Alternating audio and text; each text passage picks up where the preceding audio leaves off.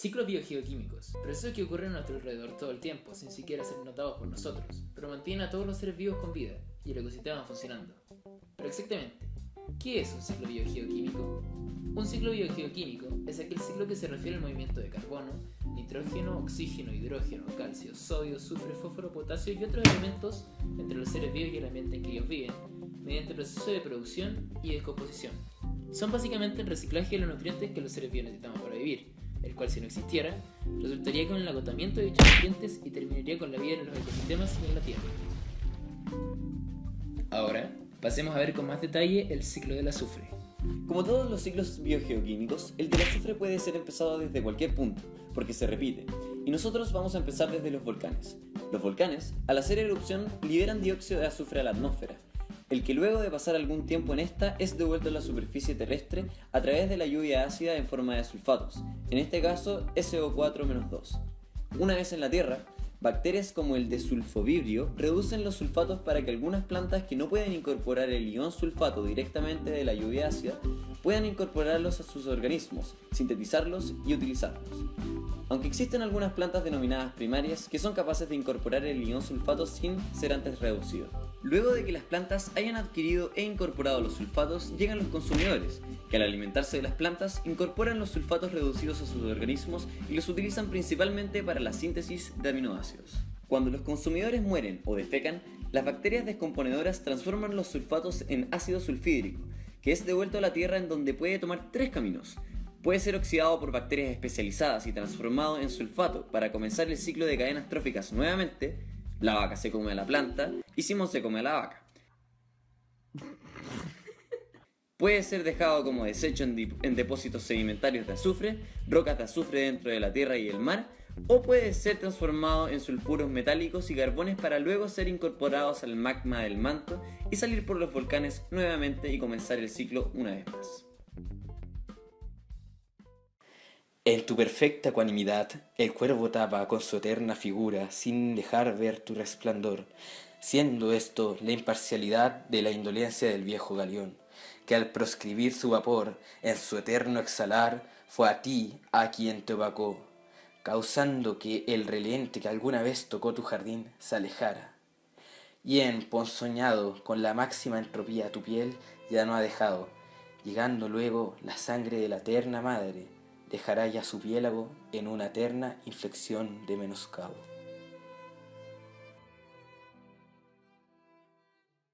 El exceso de producción de azufre provoca grandes cantidades de ácido sulfídrico en el agua, quitándoles oxígeno y descomponiéndola, lo cual es muy negativo y por ello es importante que las industrias regulen su emanación de azufre. En conclusión, decidimos destacar lo corrosivo que puede llegar a ser el azufre para nuestros suelos y nuestros organismos, si hay una emanación extraordinaria de este. Y lamentablemente hay compañías e industrias que ayudan a que esto ocurra sin filtro alguno, por la simple justificación de generar ganancias. Pero el azufre no es malo, de la Tierra viene y a la Tierra volverá después de muchos años cuando vuelva a ser absorbido por la Tierra hasta el fondo de las placas tectónicas, y toque el manto donde será expulsado nuevamente por algún volcán y se reiniciará este importante ciclo.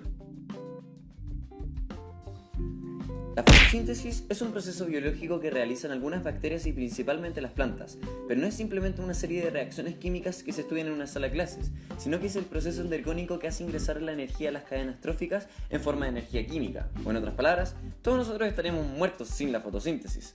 Gracias, plantas. Para comenzar, podemos decir que la fotosíntesis se divide en dos partes, la fase dependiente de luz y la fase independiente de luz, cuya diferencia es bastante obvia. La fase dependiente de luz ocurre dentro de unos organelos dentro de las células vegetales llamados cloroplastos, más precisamente en la bicapa de fosfolípidos que constituye la membrana de unos sacos denominados tilacoides. Hay cuatro estructuras presentes en la membrana de los tilacoides que hacen la fase lumínica posible: el fotosistema 2, un complejo citocromo, el fotosistema 1 y una ATP sintetasa. Todo comienza cuando un fotón, que ha viajado 149.600.000 kilómetros desde el Sol hasta la Tierra, termina su viaje al chocar con un complejo antena del fotosistema 2, donde se encuentra la clorofila. También podría ser la luz de una lámpara, aunque es menos romántico. En este momento, los electrones de la clorofila se excitan y una molécula transportadora de electrones se los roba, dejando muy inestable a la pobre clorofila.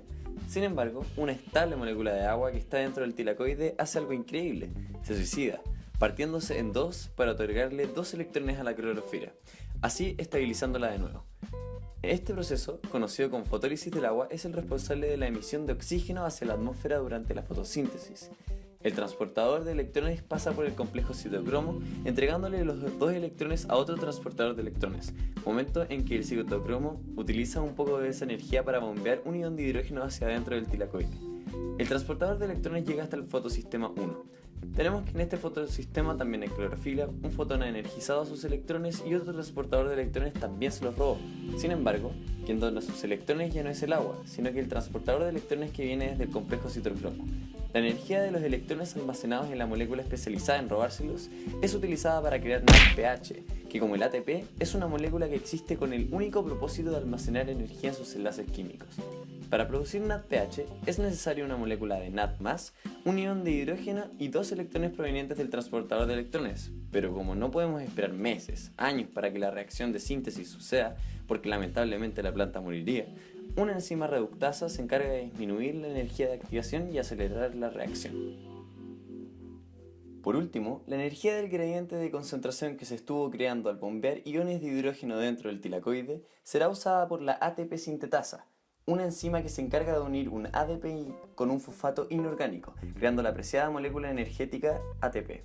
Entonces, en la fase dependiente de luz, se produce oxígeno en la fotólisis del agua, que es liberado a la atmósfera a través de los estomas. NADPH como producto final de la cadena transportadora de electrones y ATP gracias al gradiente de concentración de iones en el tilacoide y la ATP sintetasa. Estas últimas moléculas energéticas serán cruciales para el ciclo de Calvin en la fase independiente de luz, en el cual se producirá glucosa.